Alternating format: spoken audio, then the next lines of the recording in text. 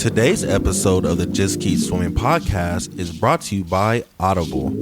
Audible is an online audiobook and podcast service offering over 10,000 books and the ability to listen to your favorite podcasts, including the Just Keep Swimming podcast. I personally use Audible all the time and suggest you take a listen to Intentional Living by John C. Maxwell. In this book, Mr. Maxwell shares his story on how he was able to live a noble and purposeful life and gives you tips and tricks so you can do the same. So please start your 30-day free trial now at www.audibletrial.com/JKS podcast, all lowercase. Again, that is www.audibletrial.com/JKS podcast. And if you have any more questions or concerns for the Just Keep Swimming podcast, you're always welcome to reach out to us on Facebook or at Instagram at justkkeepswimming_podcast, or you can email us at jkspodcast702@gmail.com. And with that out the way, let's dive into it.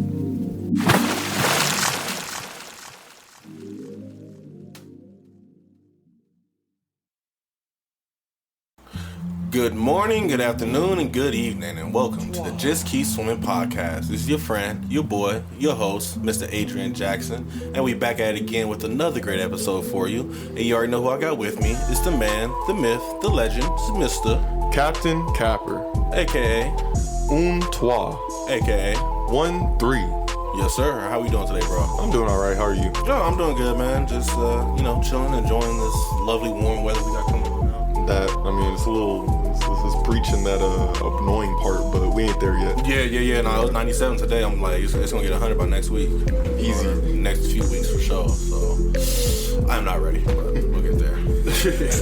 But again, we got another reoccurring special guest. Right, the legend. Millie rocking hella hard right now with the Laker jersey, 24. Trying to get on the salary and shit. Like, nah, bro. Well, I'm pretty sure you heard from his voice. So we got Mr. Gerald. How you doing, brother? I'm tired, but we're here. We're gonna get another episode in, you know? Yes, sir. Yes, sir. Nah, that should be cool, bro. What you tired from? Gym, work, all that. Life. Yep. Pretty much. Shit, the gym was tough today. Yeah, by the end, it was just tragic. What y'all do? Like burnouts? Essentially. Yeah.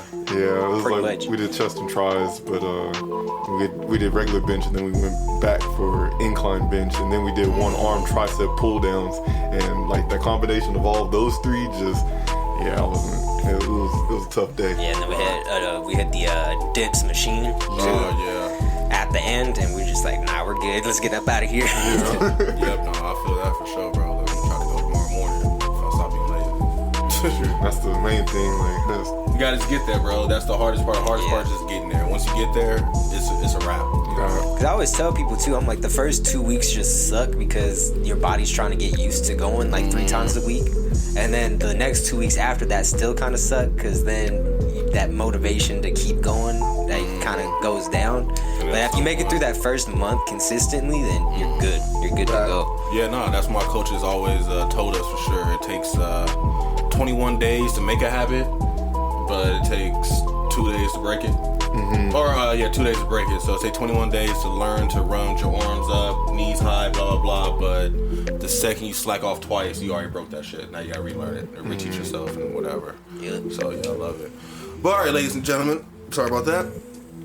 So we have a very good episode coming for you guys again, as always, as you always know, because we always got great episodes. Every episode is better than the next. And for today's episode, I kind of want to talk about, I'm not sure the exact word I want to use for it, but I was thinking perspective, judging of others, pretty much. So I know we watched this one little YouTube or IG video, whatever you want to call it, not too long ago, and the guy was talking about how, him and his girlfriend was running late, and he was upset that he was running late, but then, his alter ego, I guess we can call it, was jumping in, was like, she was running late in your eyes, but in her eyes, she probably wasn't running late, you know what I'm saying? So it's like, do you really have the right to be mad right now? being that your perspective is probably different from her perspectives, you know?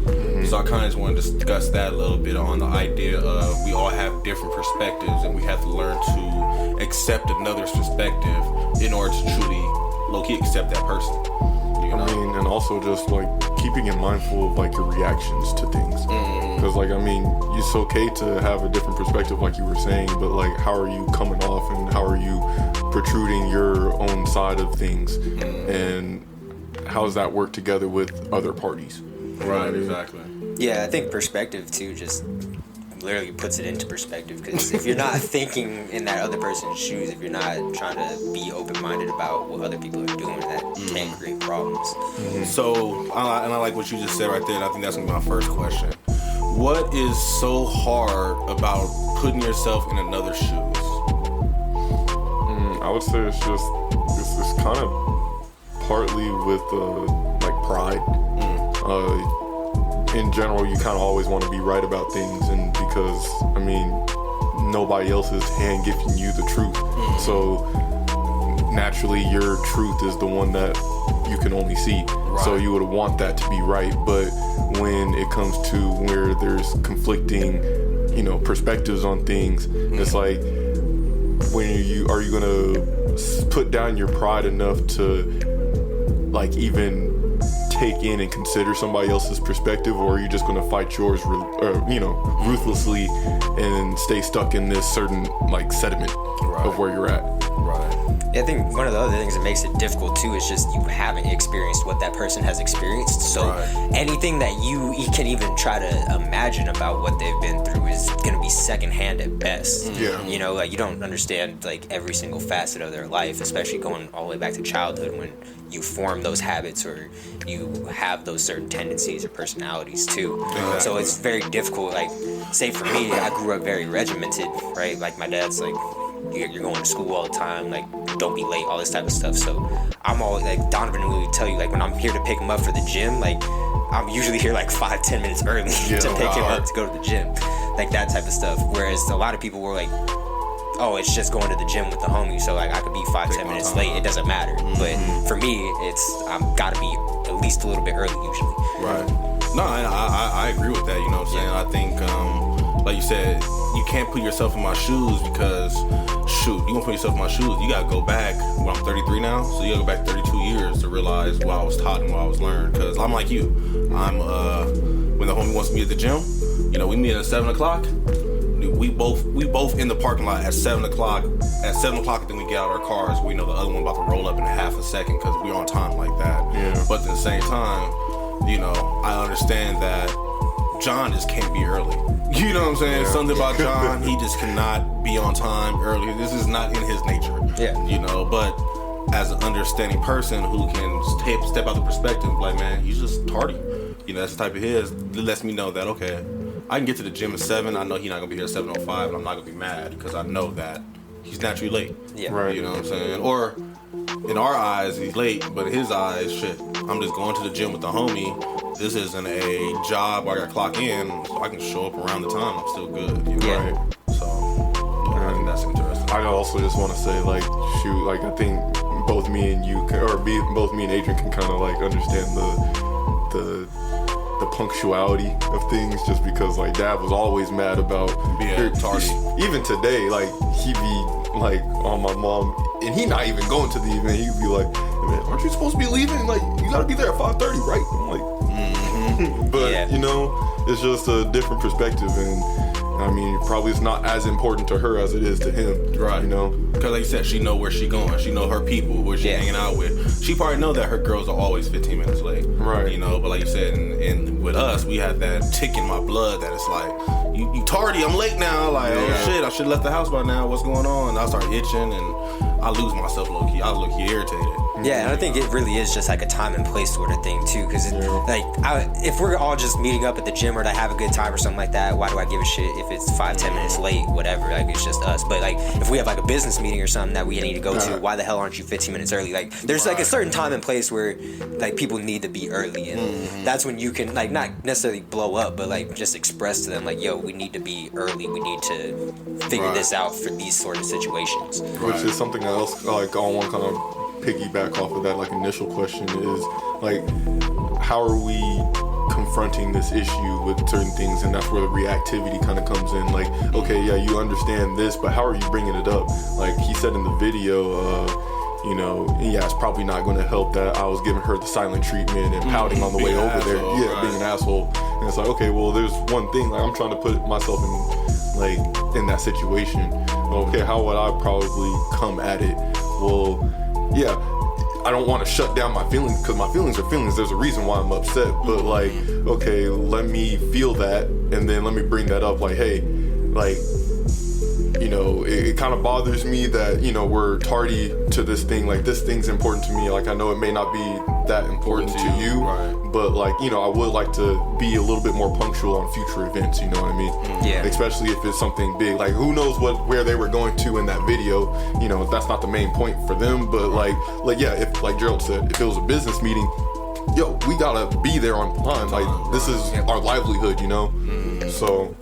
I don't know. How would you guys bring that up? No, I agree with you. You know, like you said, it's the way it's the way you perceive it, and then the way you, like you said, you bring it up to attention. Because, you know, I tell my coworker all the time, a lot of things that we think, we don't have to believe everything we think. You know, we don't have to say everything we think, and we don't have to act on everything we think. You know what I'm saying? Like, a lot of times you have to sit back and be like, am I tripping? Yeah. Or am I just really like irritated because I have to say this to myself all the time. I'm irritated because I'm expecting somebody to act the way that I expect to act. Yeah. You know what I'm saying? I'm expecting somebody to be the person that I am. And I have to get to the point that I understand that it's only one me. You know what I'm saying? Yes, there are other people that are punctual like me, but there's only one me. So I can't expect, you know, Donovan to be on time the way I'm on time, or Donovan to walk in the house and be the way I expect him to walk in the house, you know, because at the end of the day, I can't expect myself in this person. Yeah. You know, and I think that's what like makes me be able to take that step back to realize, you know, this is their own human being. You know, sometimes I get to the point of like, shit, that ain't my job. You know what I'm saying? Yeah. Like, if you gonna be late for work and you know you late for work, there's no reason for me to say anything about you being late for work when I'm not your boss, supervisor. Exactly. Anything of such, you know what I'm saying? Or my coworkers.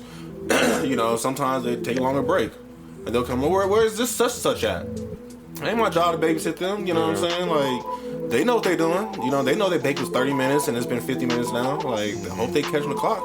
Yeah. I'm hoping they're okay, but I shouldn't have to stress myself out over what other people are doing. And I think that's what, like, I do personally on my end. I semi-detach myself from the person and be like, why is this hurting my feelings? You know what I'm saying? And a lot of times it's because I want this person to do better, but it's like, I can want somebody to do everything all the time. Right. Don't mean it's ever gonna happen. So it's like, let me get rid of that want and just start get to the point of accepting of this is who that person is. It lowers the gravity of the weight of the situation too. Oh, it drops it. It drops it immaculately. So like, prime example is so Jess, if we watch TV at night or watching a movie or something, she's falling asleep. Y'all know how people are. Females fall asleep. Like, I don't know how the hell they fall asleep. Then when they pick the shit, it's like, nigga, you picked the show. Stay the fuck up. You know what I'm saying? Like, how'd you pick the movie and you fall asleep on the shit? Either way, when she falls asleep and we on the couch, she doesn't like to be woke up to be moved to the bed. You know what I'm saying? So at first, it used to irritate me because I was like, come on, get up. Like, why you sleep on the couch for? Like, you know, you don't go to bed on the couch, you know, because Vanjie used to cuss us out when we fell asleep on her couch. You know, like, we had to find another couch to sneak on or shit. I used to sleep in Dom's bed sometimes. Just, I don't want to nap in my bed because I sleep too hard. Yeah. So I want to sleep on something that's light that I can, you know, I know I can get it right up. You're not as comfortable. I'm not as comfortable, yeah. I can fall asleep, but I'm not as comfortable. But yeah, so it used to irritate me, like, how you falling asleep on the couch? Like, you can't keep falling asleep on the couch. But then I started getting to the point, too, of shit, me waking her up and harassing her to come to the bed isn't good either because I just fucked her sleep up. You know, so whatever sleep she was getting, I probably just woke her up now, so now she might get to the bed and I'm gonna be tired no more. So I just, you know, mess up that whole rotation of what I expected, you know? And I had to get to the point of, like, it is what it is, you know what I'm saying? This is what she is, this is what she does. Yeah. I can't stop it. You know what I'm saying? I'm not gonna try to stop it, it's fighting it, because all it's doing is irritating me. So, you know, I'm gonna say goodnight, I'm gonna go to bed. You know what the bedroom is when you're ready. Right. You know what I'm saying? So, yeah, I think for me, like I get more reactions like more so when I'm like communicating with people more so than like direct interactions with people. So like I was in a situationship, we'll call it. Situationship, we'll call it. But like she would do certain things that would like upset me or whatever, and so what I like ended up starting to do was just like say, yo, I need to like take a break for a sec just to process this shit so I don't come out the wrong way with no response. Right. So and then what I would do is like the next day or whatever, I would respond back like, yo, this is how I felt about things, like, and this is the core issue that needs to get addressed, and then from there we can go. And I think just taking that moment of time just to process your immediate reaction to something, and then dealing with those feelings on your own, like, okay, am I tripping? Is this a big deal? Like, what is it that, like, where's my, like, bottom line? Like, where's my soft line at? All that type of shit. Right. And you can process that first and then collect your thoughts. And then when you come back the next day, then it's a lot more clear and concise on what you're trying to portray. And I love what you're saying right now because, so, what he's saying, I had a perfect example of that last night. We was playing Apex. Both y'all got dropped. And I had the 1v1 with old dude and I lost. And so, like, you know, I didn't take nothing personal. I laughed. I loved it, you know what I'm saying? But then I did feel Gerald, like, you know, he was roasting me. He was roasting the hell out of me. And all I did was just laugh because I was like, he right. Like, I don't know how I lost this shit. But then at some point, you heard him catch himself. Like, I'm just fucking with you, though. I'm not trying to, like, really upset you or anything like that. I'm just saying. Yeah. I'm like, no, I feel it, bro. And I know you weren't trying to upset me. Like, I felt it. But exactly how you were saying, you know, you had initial reaction, and then you pull yourself back and it's like, I probably hurt some feelings real quick. Let me apologize. Yeah. Because I did hurt some feelings, you know. And some people don't do that. Some people don't give a fuck. You know what I'm saying? They don't even think about it. They think if I'm laughing, everybody should be laughing. You know, and it's like... Well, like, especially with that situation, though, too, it's because I learned a lot from him, because, like, he caught the Gerald that was a fucking menace. Yeah. Like, I was clowning everybody on the bus, and then they didn't have as great of skills at roasting to come back at me on some shit. And so, like, I really hurt some people's feelings, so now I gotta, like, catch myself sometimes and not do that a lot. I would say a lot better than I did back in the day, for sure. I feel that. Yeah, no, I remember that too. I was like, how you gonna let him punch you, bro? Like, you had the full clip, man. You gonna let him punch you for the kill? I ain't letting you go out like that, nah. Yeah, it was funny as hell. Like, I laughed, you know, so I tried to defend myself. I'm like, ain't nothing to defend, though. You know, I'm gonna take this roast session. You know, and it never hurt my feelings, nothing like that. I had fun with it. But it was, like, cool to see that you caught yourself and pulled back, though. Yeah. Because I remember a few months ago when we was playing, you probably wouldn't have pulled back. You'd be like, nah, you should have got that clip, bro. You trash. Let's hit that. So no, that's beautiful, bro. That's beautiful. So then now my question is what do what are some personal traits that you practice to put yourself in another's perspective? Like, what are some steps that you take or some things that you do to help put yourself in someone else's shoes, someone else's perspective, to not judge them? You know? Not running away from the feeling that I'm experiencing. Okay, explain that. Because as I run away and try to avoid, that's when I tend to react to backlash. And I feel it boiling in my soul. Like, I won't mention too much, but like, there's a certain person that, like, you know, just keeps cutting people off. Like, and it's not, there's one thing to say, like, you know, as we're having a conversation, there's natural cutoff points and shit like that. But it's to a point where this person will cut somebody off and then try to explain to them what they were trying to explain to them. You know, and it's just like, yo, shut the fuck up. Right. Like, stop talking for a second. But like, you know, I'll just let the feeling go, because first off, it's not with me necessarily going on at the moment. And then also it's like understanding that that's the main reason why I'm upset, and not letting it branch to like other, you know, factors or, you know, finding other reasons to be pissed off. And then that kind of brings into like a realm of like trying to understand that, even though I'm irritated with it. Because like, I mean, one thing for what I know about them so far from, you know, how long I've known them, they probably they went through like a narcissistic relationship and shit like that before too. And I understand from my like own experience in that field is like, yo, that's a lot of draining, and there's a lot of trauma that kind of comes with that even I'm still kind of working through, and maybe that's just how that specific person in their own way like kind of gets past with it to kind of like get their own power in a situation, because like as you may know, like narcissists kind of just take over a lot and then just kind of make you feel small, so like it makes you feel like you don't want to speak up, so that's probably their way of just naturally reacting to just speaking up and saying their point of view. So it kind of like it allows me to pick and choose my battles too, because now it's like, okay, well, maybe this conversation, like, it makes me think about this conversation is not that important, we're just like talking, right? But if it's about work and I need them to understand that, and then it's like, yo, hold on, let me finish, let me say my piece, and then it's not, again, the gravity's not so much there anymore, but like I'm able to still be authentic in what I'm feeling and then portray that in a more level-headed rather than just trying to run away from the feelings. So now I'm like dealing with the emotions and also trying to get away from the emotions, which puts me just in a fight response. Yeah, fight. Yeah. No, I love that. I would say for me, and I learned this a lot just from talking with my mom, and then also just picking up some skills from therapy too when I was doing that. Like, if you're trying to put yourself into somebody else's shoes, you're not going to do that by making statements. You have to ask questions. Yes. So anytime my mom is going through something, because we are two very fucking different people, and so I have to ask her questions about like why she feels that way, X, Y, Z, and then you can get a better understanding of where she's coming from. And granted, I still don't necessarily agree with the shit that she goes through with, but I can understand the logic from it. So if I can understand the logic, then I'm not going to be pissed off. Exactly. Because I get where the logic's coming from. Like, I still don't agree with what is going on, but when you ask those questions, that's what allows you to understand, because you're putting a chain together, and you have to ask the right questions too, which sucks, because like if you don't know the right questions to ask and when to ask them, then the logic can seem completely different too.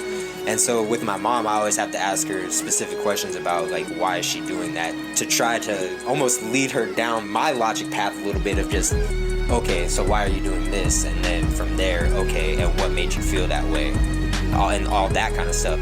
And then a lot of times it seems like certain people miss the point of the questions that I'm asking as well.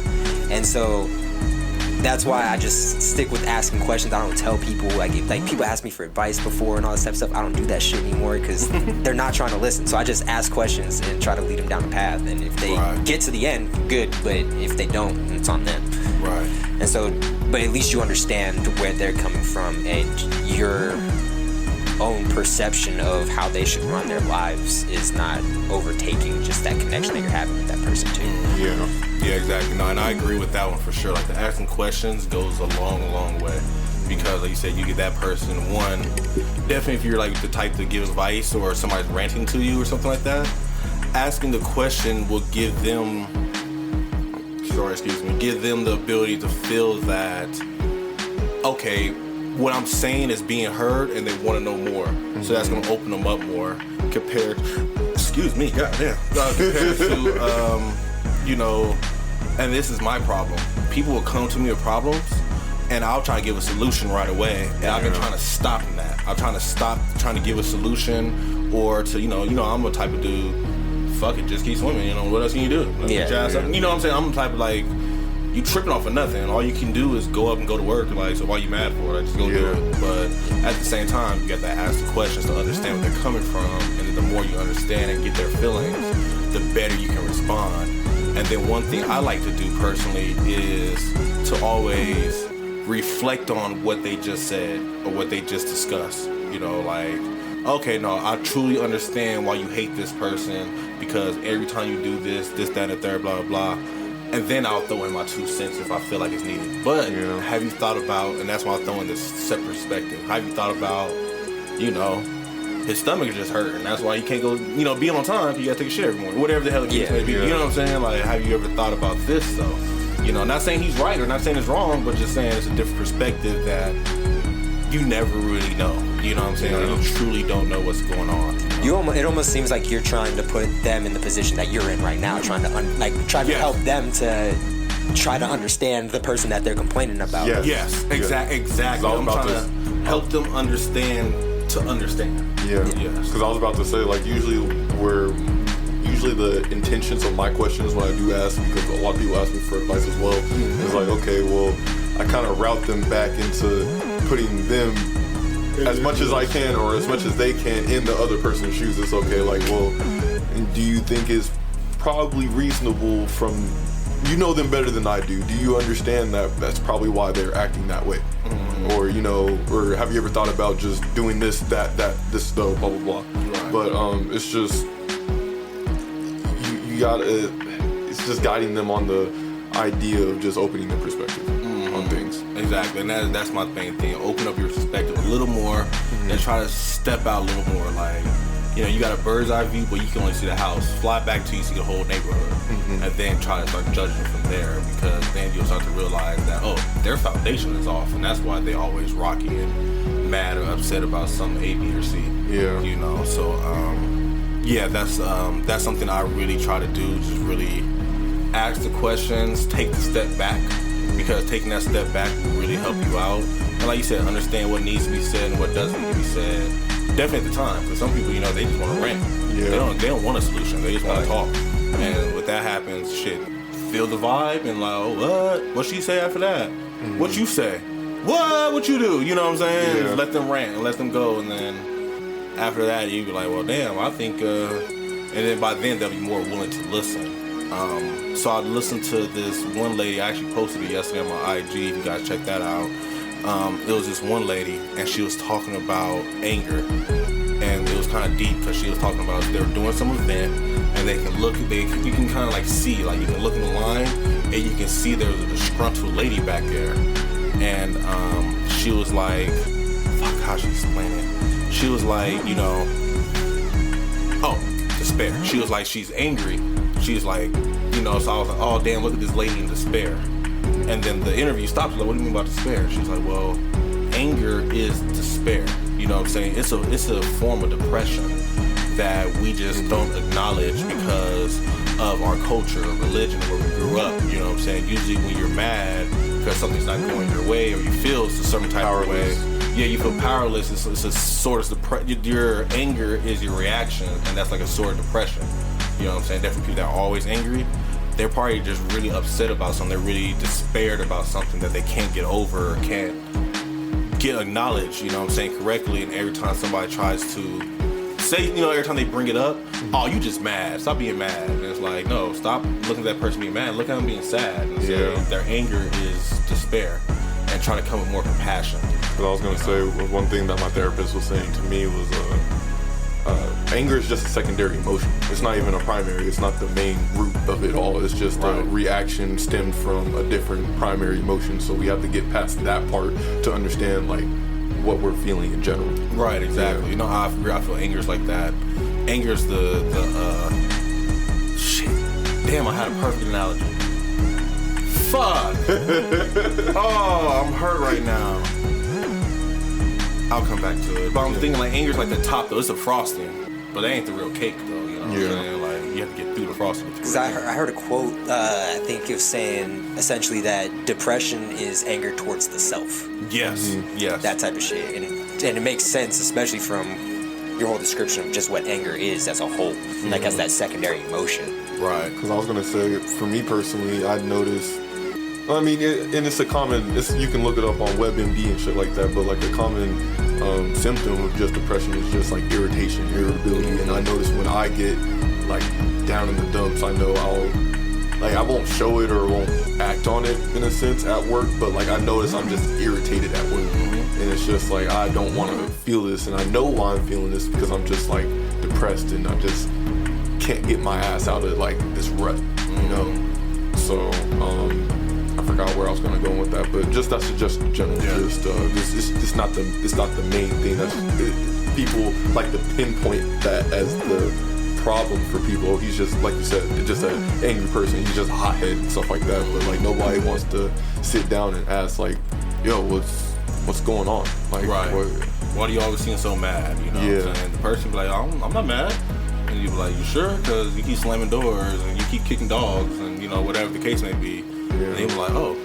And then sometimes they don't realize it. Yeah. Like, I'm being an asshole right now, am I? You know what I'm saying? And then... Well, then that's when you ask, okay, how are you really feeling? Because if you didn't notice you were mad, what were you feeling? Exactly. They were probably depressed. And they weren't realizing they were slamming doors and kicking kittens and stuff like that. You know what I'm saying? So, no, I truly agree. So I think that's like another thing too, like just helping the other person open their mind up, you know, just stepping back a little bit and just the breath, you know, the breath too is amazing, you know. I think that's something that a lot of people need to learn to focus on, is just take that breath. I was gonna say in the second video that we were watching, he was like, yo, where you going? I was like, yeah, I'm about to, you know, go off on her, blah, blah, blah, blah, blah. And it was like, I don't feel like you telling me I shouldn't be mad. And I'm like, well, in a dream, like, you know, I'm just asking you to take a pause. Yeah. Like, take a breath. I ain't tell you not to be mad. I said you take a break. Yeah. And it's like, and you literally sat there and just like, are you good? All right. So what's going on? Right. And then you're able to feel it. Feel it, sit in it, and then understand it to get past it. Or like, again, I'll take it back to my therapist. One thing that she was working on, like this type of cognitive therapy. But as like in this like meditative state, she's like, okay, just bring that anxiety forward. Let it step up to the plate. Like, do you feel it? Okay, then now ask it to like what it wants. What's its purpose? Why is it here? And then after that, okay, understand that, and then just ask it to take a step back, and take another step back, and just take another step back. Like, I understand. I appreciate you for bringing this to my attention, and let's take a step back. I'm good now. Appreciate you. And then that just, but I can only do that if I take a break rather than just letting it rage through me in a sense, you know? Yeah, I think a lot of times too, we have to realize that we've come a long way in human evolution as well. Yes. Like, because back in the day, like primitive tribes and everything like that, like the anxiety and everything was life and death type shit. Yeah. You know, so the anxiety that we have now for like a job interview or whatever, like those feelings don't help us now. So we have to address them in different ways, like your therapist is trying to get you to figure out like how to deal with it. Yeah, no, and I fully agree. I heard that as well. Like, you know, they talk about flight or flight. You know what I'm saying? A bird knows flight or flight. You know what I'm saying? It'll be in flight mode, and then it'll go to fight mode in a heartbeat, and go back to flight mode, and it'll go back and forth in a heartbeat. But it needs to, though, because it has to survive. A lot of times we're in flight or flight over an email that was sent. Yeah. And you got to stop and tell yourself, this email is not about to kill me. Right. You know what I'm saying? This email about to jump out and choke me to death. You know what I'm saying? Or just because I told my boss no, don't mean she don't get up and jump on the table and start punching me. Like, you know, a lot of times, like I said, you don't have to believe everything you think. Yeah. You know, you have to learn to just calm down and take that step back and be like, is this really threatening my life? You know what I'm saying? And if it's not threatening your life, then you have to like calm down. Like, it's not that serious. You know what I'm saying? It's not that urgent. It's not that whatever the hell case may be. And some people may put it on you like that and make you feel like, what? This is urgent. It's not. Yeah. It's not. You know what I'm saying? Because at the end of the day, if something happens to one of my brothers and sisters right now, I'm walking out this bitch in a heartbeat. Yeah. You know what I'm saying? Because that's urgent to me. But you getting your reports by noon, that's not urgent to me. I'll do it because it's my job and I agree to do it. But don't flip the fuck out and start cussing me out because it is not that urgent, you know? What's wrong with your life, though? What's wrong? Your boss is on your head? Making you feel depressed? You know what I'm saying? Like, you feel like your job is on the line? If this report don't come in?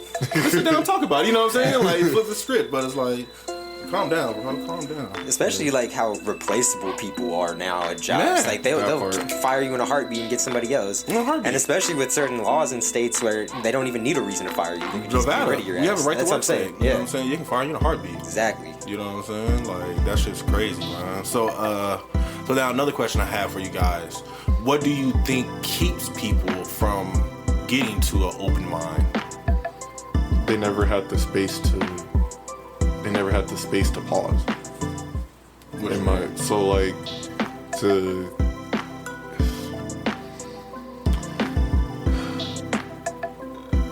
unless it was just by chance that they were able to like come to this enlightenment to like take a step back. Some people are just grown up in environments where they never had a chance to break or like to like chill out. Pause, So example, my ex, like one of the things that she says, like, yeah, it was always loud in her house. Like everybody's always yelling. It's always like, you know, high volume and shit like that. And I kind of understood why she was always just sitting outside in the backyard, because it was like, it was just away from all the energy, and then her anxiety would ramp up and stuff like that. Like, I get that. I didn't agree with how she reacted and, you know, treated based off of that, but that's just her own personal experience and just how life went.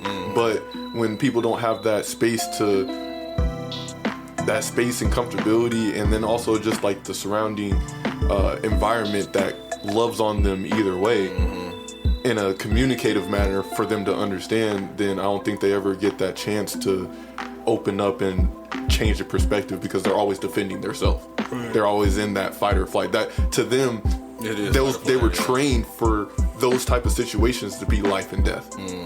Because they never got to step outside of themselves for a second. Right. Because I have to make sure, again, natural instincts, I need to make sure I'm gonna survive and live and make it to some type of homeostasis. Right.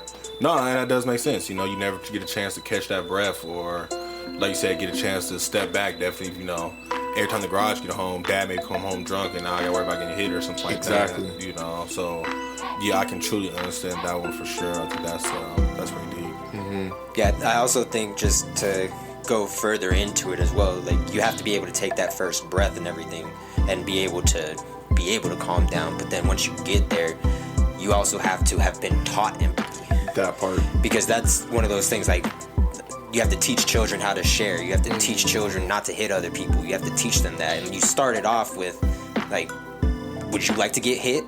Like, and then, and like my dad would do like stupid shit, like not stupid shit, but it's like I used to bite people when I was like 1-2 years old or whatever. So what he did was like, he lightly bit me back, and it's like, oh, I'm not gonna bite people anymore because that fucking sucks. You know what I'm saying? It's like, there's certain things, it's like, you have to learn empathy through hard times, at certain points, like, you have to go through shit to learn the empathy, because that's the only way you're gonna get that skill. It's just, it has to be taught. You have to learn it from somewhere, because like, if kids were just left alone, they're just gonna fucking try to get whatever they want.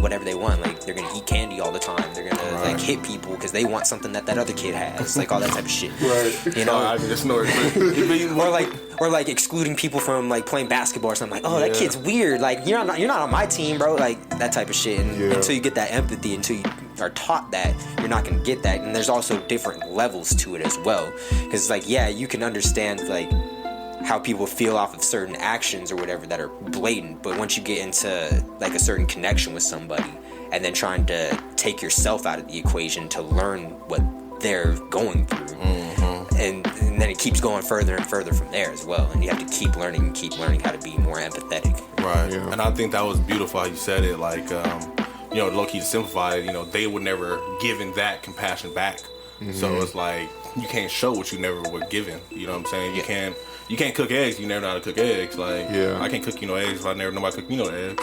You know, so no, I truly agree with that. And I think that's something that, you know, we have to, definitely those who were taught compassion, we have to learn to step up for those people that weren't taught it, and, you know, and help out. You know, I saw a video the other day, which was kind of funny. I have no idea what movie it was, but some little white girl's in a wheelchair, and she dropped her book, and she was, you know, struggling to pick it up, and then she asked for help, and then one girl was like, hell nah, Stacy, we not helping you pick up your book.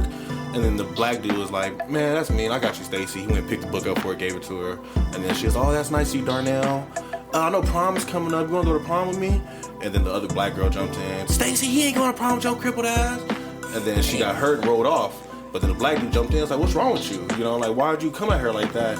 She need to know. I was like, bro, I've been in her situation. I had my legs broken and been in a wheelchair and I can't walk. You know what I'm saying? That's why I'm compassionate to her, because I know how she feel. Like, don't be a bully, because if you was in that situation, boy, you'll be crying right now too. You know, like, so you need a golden rule, treat people the way you want to be treated. And I feel like it's just I think another thing that keeps people from even getting to that point is there's a difference between being able to understand another person's perspective and being taught that, but there's also a want. There's an intention. Exactly. Some niggas don't want to fucking understand, and they just want to be a dick. They just want to be violent. Yeah. You think I'm fighting to save the day? I just want to fight. Yeah. And those people are like, I think those people are truly evil. No, that's when it really breaches into evil. I don't. For all the things that I went through in my last relationship, I don't think I would say she was evil. I think it's just what it is. But there's people that I've met that their sole goal is just to cause havoc, and they know. They're smart. They understand. They understand there's empathy and what it means and how to achieve it. They just choose not to and actively go choose the antagonist side. And then so then now going based off what you say, right? I always think about that too. But then I do the same thing. I take a step back and think about, you know what? Maybe in their household, they had to be loud. They had to fight to show love. Yeah. You know what I'm saying? Like, you know, maybe their parents literally made them fight. And, you know, them fighting was the only way their dad sat there and watched them for an hour and got the attention they need. So now they feel that in order for me to feel love for this guy, I have to fight. Or in order for this guy to feel like he wants... Because, you know, this dude's out there like that. Yeah. Oh, man, this bitch ain't crazy. I don't want her. You know what I'm saying? I need somebody who's gonna pop in my house and do some crazy shit. That's how I know I'm loved, you know? And it's like, hell no, you know what I'm saying? Yeah. In my eyes, that's not love, that's you crazy, you know what I'm saying? But there's dudes out there that want that. There's girls out there that they fight and they don't call the cops because this is what they think love is, you know? Yeah. But that's what I was saying, that's like when it's taught. There's some people that have a run-of-the-mill life and they actively wake up and choose violence. Like, not even as a joke on some shit. They literally wake up, no reason at all. Wasn't taught, never had kind, loving people as parents and shit like that. Siblings is cool as fuck. And like, yeah, we fuck with Jamal, but, you know, Denzel? No, that... He has no reason, but he out here just waking up, choosing to hit motherfuckers just cuz. I mean, shit though, that could be the only way he get attention. You know, and that's fair. Like, that's I fair. think something like that. Like, the school needs to call his mom at work so she can come home and say his name, because he might not, you know, she might not come home and acknowledge him. You know what I'm saying? Boy, come eat your food. Boy, come do this. Boy, come do that. And then when he get in trouble, Jamel!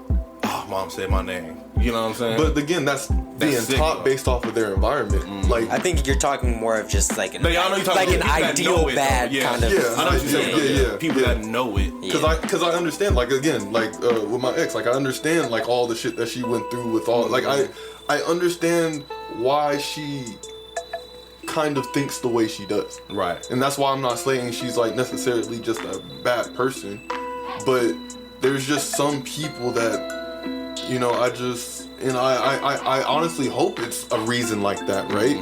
But sometimes, like serial killers and shit like that, some of them niggas, they don't care. They just don't care. Some of them became serial killers because of their childhood for reasons like that, right? But some of them are just cold-hearted. Yeah. And then, like you said, I feel like those are your outliers, you know? Yeah. I always have this idea that nobody is naturally bad.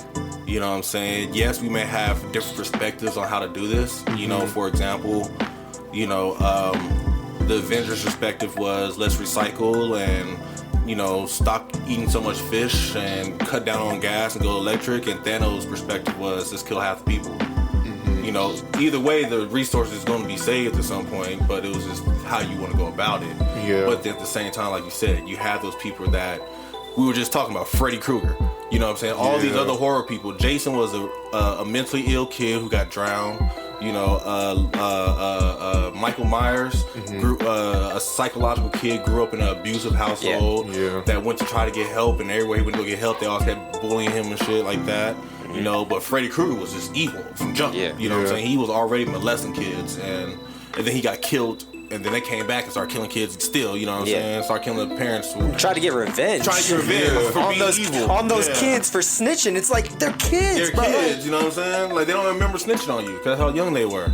You know, but like you said, though, like, those are just evil that 1% that's just naturally evil. And those, when you find that person, you have to stay away from them. You know, reminds me of the Boondocks. So that one kid just, I want to smoke cigarettes with my friends and do He was a real kid. He's a real kid. Yeah. And then it was like, there ain't nothing you can do for this kid. Like, this kid is just bad. Like, you can give him all the programs and everything, but he's been programmed to think that hood activities are fun, and that's what's cool, and that's what I need to do to be cool and popular and have friends. You know, I need to smoke with cigarettes and kill people, punch my grandma, and whatever the fuck. Steal her car. At 8 years old or whatever the hell. Yeah, what the hell he was doing, stealing a car and riding through the street and shit. Which is just, it's just wild. And you know, and all we can do is pray for him, to be honest. And so then my question was going to be is like, at what age do you feel that you need to get over that, or you shouldn't be acting like this no more?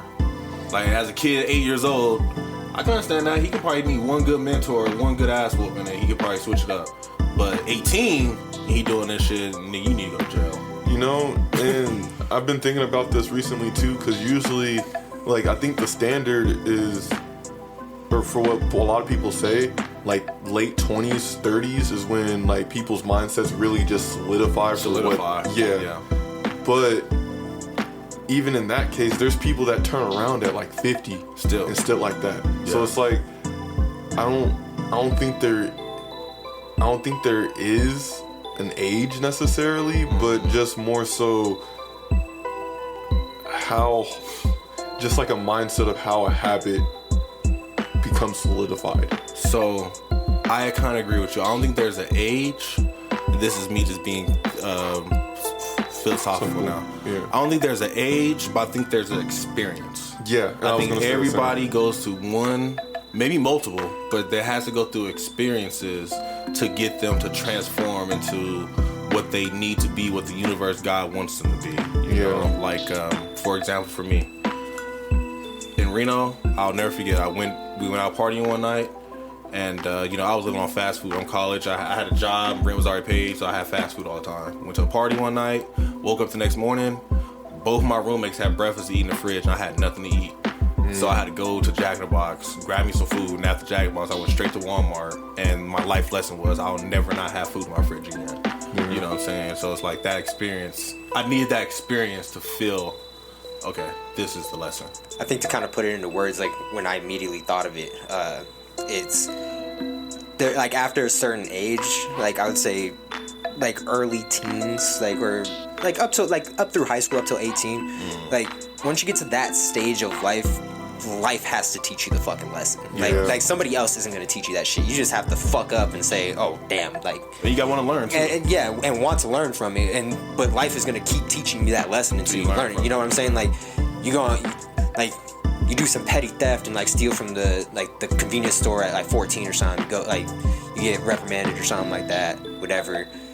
You start upping it because you still haven't learned your fucking lesson yet, and eventually you're gonna get 10, 15 in jail, and then you're gonna be in prison, and that might be the life lesson that you need to fix your shit. But like there's certain times where people just don't get it until it gets serious enough. Until it gets serious enough, and I think that's why I was thinking the experience. Until it gets serious enough, or until it hurts you enough. Yeah, you know. So I was gonna say in terms of the hurt part, I think it was like my first breakup, alone up in Reno, by myself, to make myself move back to start from square one. Like that singular experience changed my whole direction of life after that point, because it was like, fuck, I wasn't being accountable for my actions, and I was just being a dipshit up there.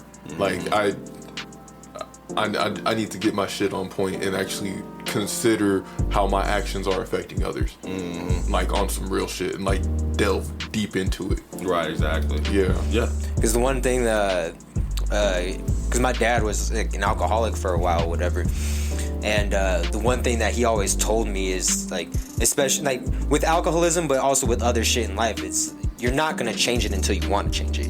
Like that's the one thing he's saying, like, cause he's talking about how he's like a functional drunk, could go to work, never missed a day unless like he used PTO, whatever, like didn't overstep his bounds, like didn't fuck up at work, nothing, but he didn't have to change, like, but at some point he just wanted to change because the bullshit was just catching up with him. Like, it wasn't hurting him technically, but at the same time it was hurting him in some way. No, it was hurting him, and like it was hurting people around him and all that type of stuff, but it wasn't that big of a problem. And then eventually it got to a point where it's like, all right, it's got to stop, type shit.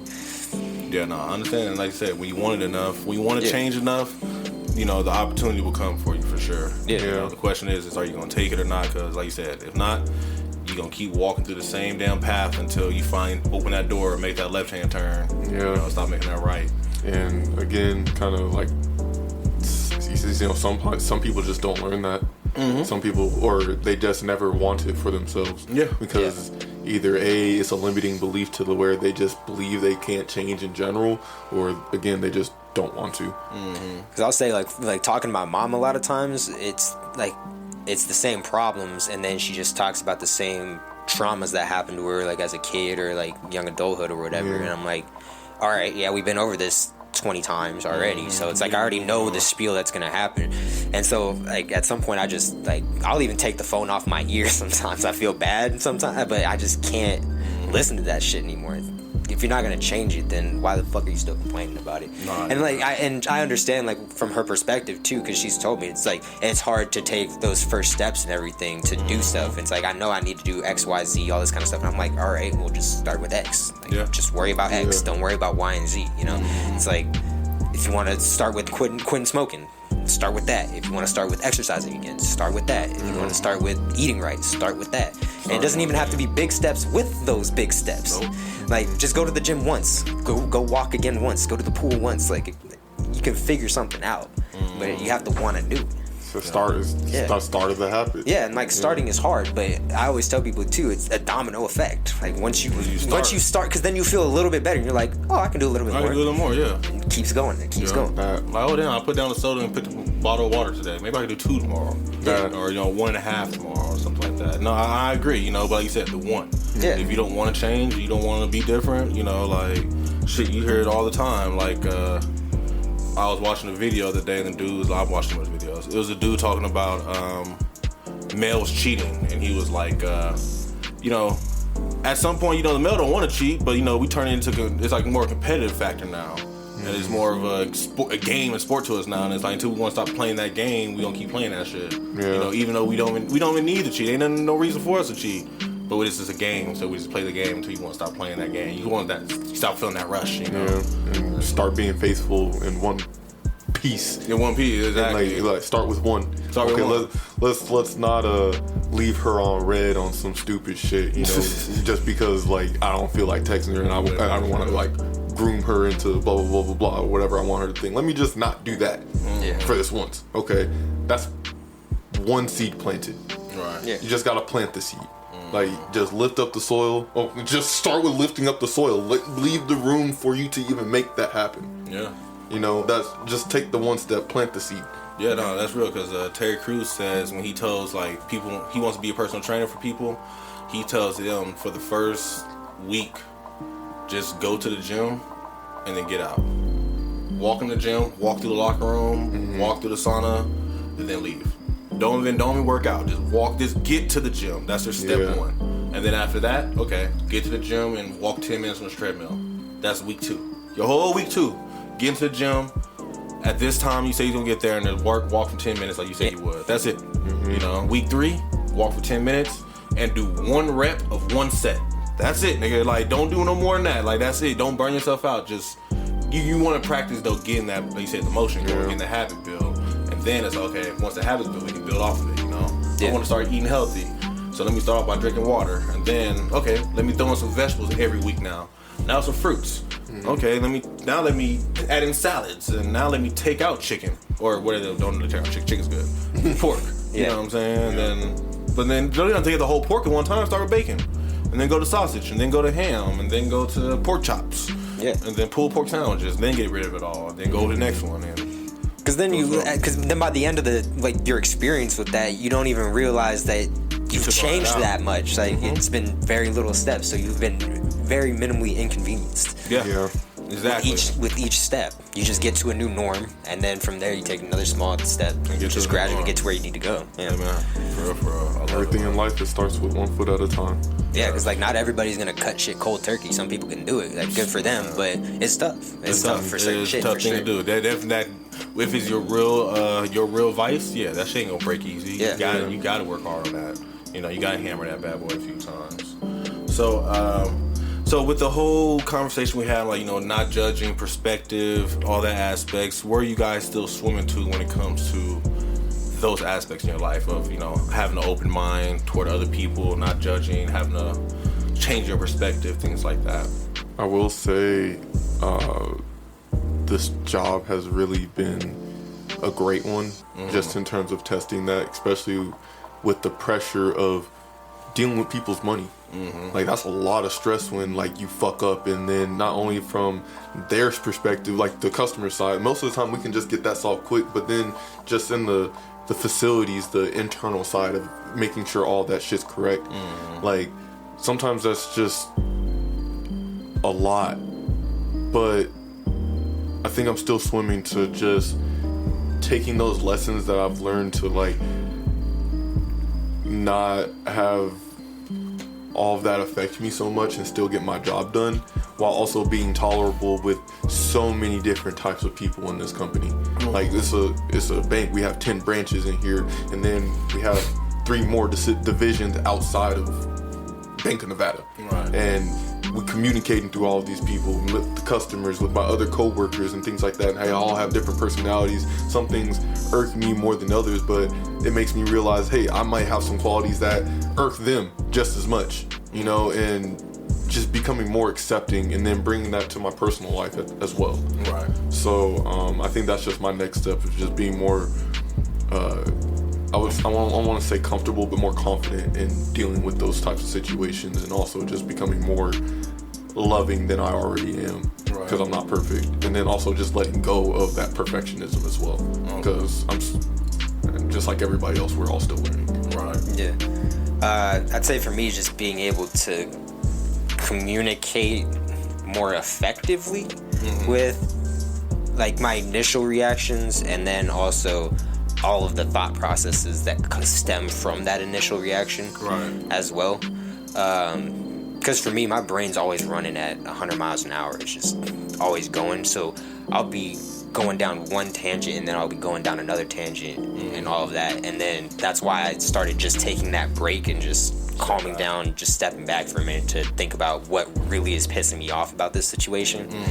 And then from there, I can at least spend some time to formulate my thoughts into, like, a cohesive paragraph or something to express everything. But it's very difficult to still communicate that, because with people that I'm not comfortable with, I'm also not trying to hurt their feelings off rip, so I'll just kind of eat that to a certain extent. I'll just be like, man, this motherfucker lazy, like, they're always bullshitting at work, blah blah blah, and it's like, I want to pop the fuck off, but I don't know them like that, so I'm not gonna address that, because, like, I don't fucking know them, they don't know me, so whatever. And it goes back to, like, what you're saying too, like, like what we started with, where this job might not be as important to them, or, like, their work ethic at this job might not be as important as my work ethic is to me. And so just bringing that into perspective too, all that kind of stuff. So I think it's more just refining and condensing down the communication between people. What about you? So I think I have 2 for sure. You know, we already talked about the first one, the idea of, you know, I gotta stop. And it's kind of hard for me, because I heard the other way as well. You know, I gotta stop trying to see myself in others and expecting people to act the way that I would act. But then, because, you know, that would hurt my feelings, you know what I'm saying? When I expect somebody to be on time, because I would have been on time, I expect that. When I expect somebody to do the work that I would have done, or keeping their word like I would have kept their word, or whatever the hell the case may be, it hurts your feelings. It's like, damn, why ain't this person doing what I would have done for them? And I'm starting to accept that, you know, that's their own person, you know, and you need to treat them as such. But then what's killing me on the other side is always have the thought of we're all connected, you know what I'm saying? We're all human. Like, at the end of the day, we're all human. And I think that's what's going to my second thing of, I'm trying to look at everybody as we're all human. We all have our own stories. We all have our own background. We all have our own future, you know what I'm saying? We're all out here living our own purpose, you know? Like, yes, our path may cross just in the gas station, you bump me on the shoulders, but it's like, shit. You know, I always think of the movies or the shows where, you know, they bump that person, and then right when they, just that one little tap, they flash back 20,000 years, flashbacks. I'm like, oh shit. Like, that's what I'm trying to, like, think of when I see people now. Like, if I touch this person's hand, I'm gonna see their whole life story, and then you're gonna be like, damn, I'm so glad you're here right now, because you went through this, that, and the third, and you made it, you know what I'm saying? Or vice versa, you know? Just general appreciation for others in, like, life. And just general appreciation for others in life in all aspects, you know? Like you said, treat the janitor the same way you treat the CEO. You know what I'm saying? Just because this person is a little bigger boned than I am, don't mean I have to call him fat.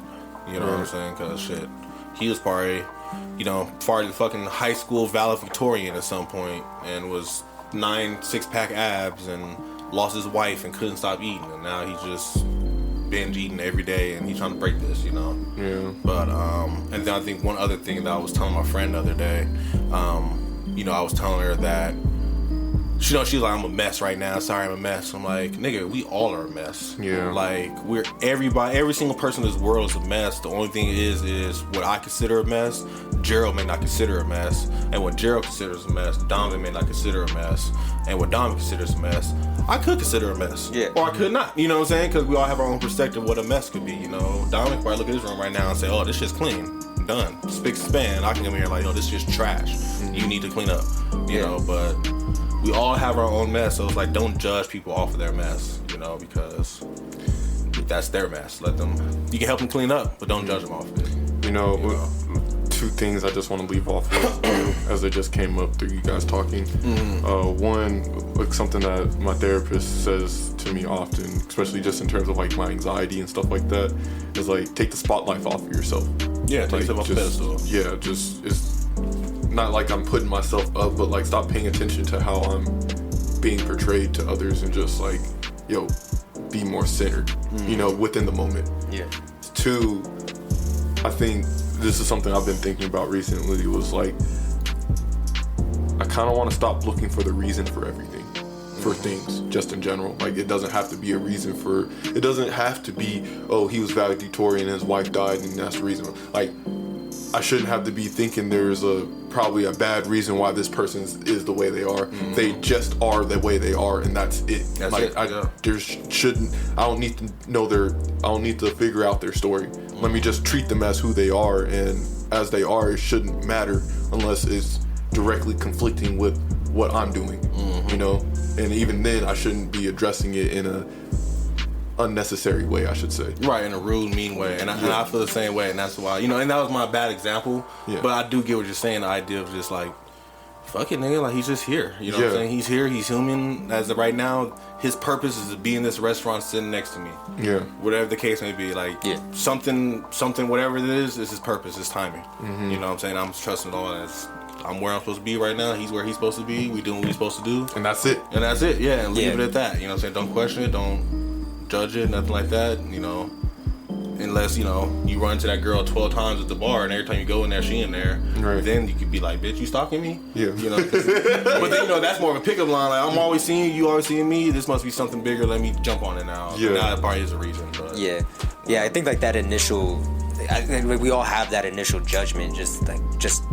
I think it's just a natural thing too. It's just like, there's certain people that get ostracized just because of like a natural like perception of them as well, and it may or may not be right, but as humans we have that higher level of thinking, like that higher morality to say, all right, people just go through shit and people are different, so like there's a lot of, and like you're saying, one person's mess might not be another person's mess, it's like, that person might be like heavier set, but they're happy.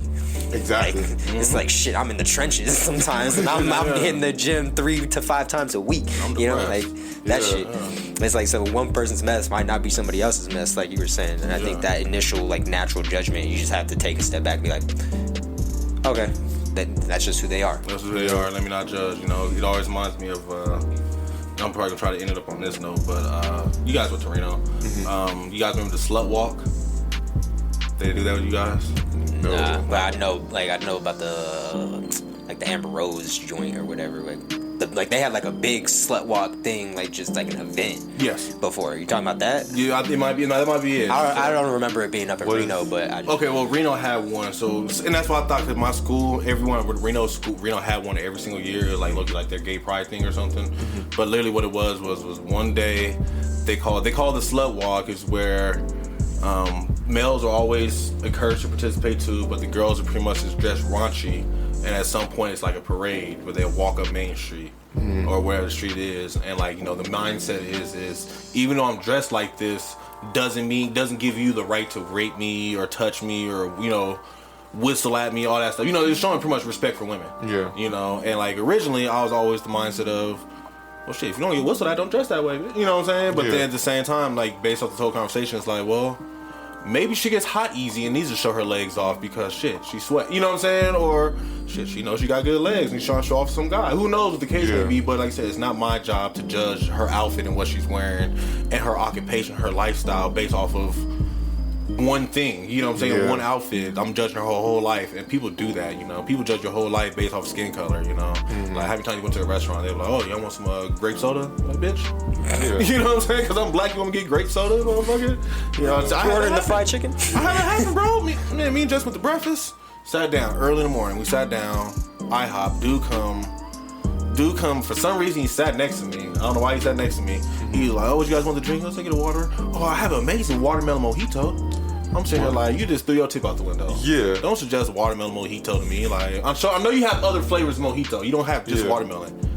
It's like, okay, you can give it this, right? It's like, yeah, maybe in your own personal experience, you've had black people come in and always order the watermelon. But don't are you just going to assume? You know what I'm saying? Like, don't assume every single one of them has mojito, you know? Or shoot.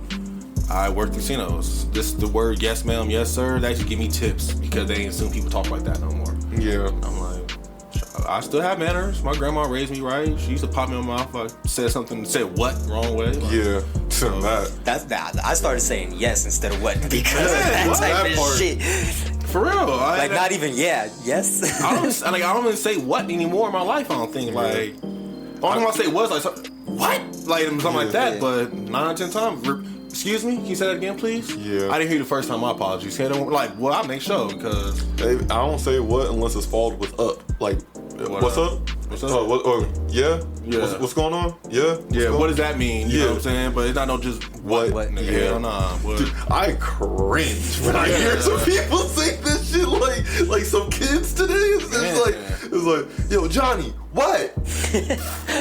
Woo! All right, bro. I cringe too. Yeah. I cringe too, bro. Or when I think of doors slamming. Yeah. When I see these people slam their doors, I'm like, you a brave motherfucker. Yeah. When the wind used to blow my door closed, I would apologize. It wasn't me. I swear to God, it wasn't me. I had the window open. But I did that at any time. Like, shit, the garage door downstairs leading to school. Yeah. That shit was slammed. I opened, my bad, and close the door again. I know she upstairs asleep, and I'm like, oh, my bad. Let me get the fuck out of here before you get a chance to But so yeah, one thing I want to leave for a quote, of course. I searched this up. Judging a person does not define who they are; it defines who you are. That part. And I agree with that a lot because I always feel that we always judge people based off what we think because of who we are and what we do. You know what I'm saying? And I think, it's the prime example of, oh, this nigga got a backpack in the store, he's stealing. And it was like, is that because that's what you used to do? You know what I'm saying? Or, it takes one to know one. Yeah, it takes one to know one, you know what I'm saying? Oh, he ain't text me back in 3 hours, he must be out cheating. Is that because that's what you do? You know what I'm saying? Like, so, is that what you would do if you disappeared for 3 hours? You out cheating? That's the question. You know what I'm saying? So, I think that right there is, great. A lot of times we judge people based off what we do, and it's like, we can't do that. You know what I'm saying? Because that just puts bad juju in the air, drives you crazy. And then on top of that, you're just giving somebody a title that doesn't even belong to them, for no reason. Especially when you haven't spoken to them either. They haven't spoken to them, just assumptions, you know what I'm saying? I always think about how many times, I hate to laugh at this, but the thought of it's funny sometimes. How many times a guy got in a car accident or something and went to the hospital, was in the hospital all night, and when he wakes up, he has 50 mixed text messages on his phone from his girl, and she's cussing him out saying, fuck you, keep that bitch, woo-woo-woo-woo. And then out of nowhere, the last message is, oh my God, baby, you're in the hospital, I'm on the way, I'm so sorry. And it's like, you overreacted and cussed me out and cost out my mama and all this shit. Right. And I'm hurt laying up, ain't doing shit at all. And then now, you look stupid because you overreacted. You beyond overreacted. You know what I'm saying? You should have reacted the other way from the jump. And now look at you. And now you wonder why you single. Because, well shit, nigga, you call my mama a bitch. Right. You know what I'm saying? Like, your true character show. Yeah, you fucking slashed my tires and shit, and I'm in here on life support. Like the first message wasn't even, are you okay? It wasn't even, are you okay? It goes straight to violence. You know what I'm saying? And it's like, no, that shows your character. You think that everybody's doing something, I have to judge you now, because what are you doing? You Right. know? So yeah, man. 9 10 times when you judge others, you're actually judging yourself. So watch your judgments, and I always say question it. You know, why do I feel this way? Why am I thinking that? You know what I'm saying? Take a step back and try to understand it. You know, take a breath, take a moment, pause. You know, you don't understand this person's story. You don't need to understand this person's story. You really need to understand that they're human. We're breathing the same oxygen, and we're on the same planet. So let me treat them the same as I would anybody else, because, you know, like me and Don was talking about earlier, unfortunately, bro, I didn't get to pick my character. You know what I'm saying? I didn't model my... I didn't say I want my dude to be a black dude with a nose, with a fade, you know, 6'1", with a messed up knee. I didn't pick that character. Or, you know, knowing that I was going to pick a black dude and his side traits were going to be pulled over often and can jump really high. You know what I'm saying? Like, I didn't pick that. You know what I'm saying? God gave this to me. They put me on this earth. You know, Gerald ain't picked to be light skinned. You know what I'm saying? Dom ain't picked to be tall, lanky, feet stank. Like, this happened. You know what I'm saying? Damn, bro. Damn, bro. That was out of nowhere. Out of Too. nowhere, Said yeah, feet I've been feeling real hostile lately. It's hot out here, bro. Like, like I got dress shoes on. Like, there's no ventilation. It'd be hotter than a He ain't bitch. got swamp ass. He got swamp foot. Swamp foot. Yo, That nigga got swamp toes. I'm turning into Shrek like shit, hitter. Swamp feet ass. So let's end this shit so you can get out of my swamp, nigga. Yeah. I'm trying to, bro. My nose is all fucked up right now. Wow. Fucking nose hairs on fire and shit. Wow. End the shit, bro. Thanks, Gerald. I appreciate you for coming. Thanks for hopping in last second. His feet fucked my hairline up. Bro, I appreciate you coming. Nose hair's hosting the burning and episode, doing this venture of podcast with me. I'm ending it, so I just want to say thanks for listening. You know where to follow us: Instagram, Twitter, Facebook. You can reach us at jkspodcast702@gmail.com. And remember, have a wonderful morning, a splendid evening, and a great afternoon, even though I did that out of order. But remember, just keep swimming. Just keep swimming. Just keep swimming. Yeah, out of my room talking about your... So I see that gold bonds on sale right now for $8. You can go get some.